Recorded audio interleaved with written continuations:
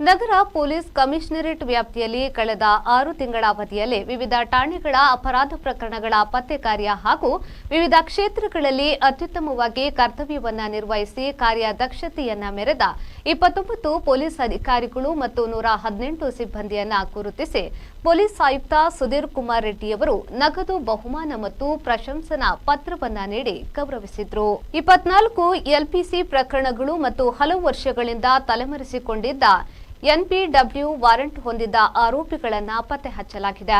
2026ನೇ ಸಾಲಿನಲ್ಲಿ ಸೊತ್ತು ಕಳವುಗಳ ಪೈಕಿ 88 ಪ್ರಕರಣಗಳ ಆರೋಪಿಗಳನ್ನು ಬಂಧಿಸಿ 1.20 ಕೋಟಿ ರೂಪಾಯಿ ಮೌಲ್ಯದ ಕಳವಾದ ಸೊತ್ತುಗಳನ್ನು ವಶಪಡಿಸಿಕೊಳ್ಳಲಾಗಿದೆ.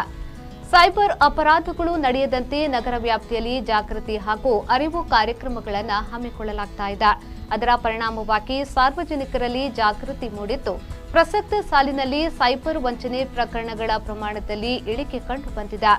ಸೈಬರ್ ವಂಚನೆ ನಡೆದ ತಕ್ಷಣ 1930ರ ಸಹಾಯವಾಣಿಗೆ ಕರೆ ಮಾಡುವ ಮೂಲಕ ತ್ವರಿತ ಕ್ರಮವನ್ನು ಕೈಗೊಂಡು ವಂಚನೆಗೊಳಗಾದ ಹಣವನ್ನು ಮರುಪಡೆಯಲು ಅಗತ್ಯ ಕ್ರಮಗಳನ್ನು ಕೈಗೊಂಡಿರುವ ಪೊಲೀಸ್ ಅಧಿಕಾರಿ ಸಿಬ್ಬಂದಿಗಳನ್ನು ಕೂಡ ಇದೇ ವೇಳೆ ಗೌರವಿಸಲಾಯಿತು.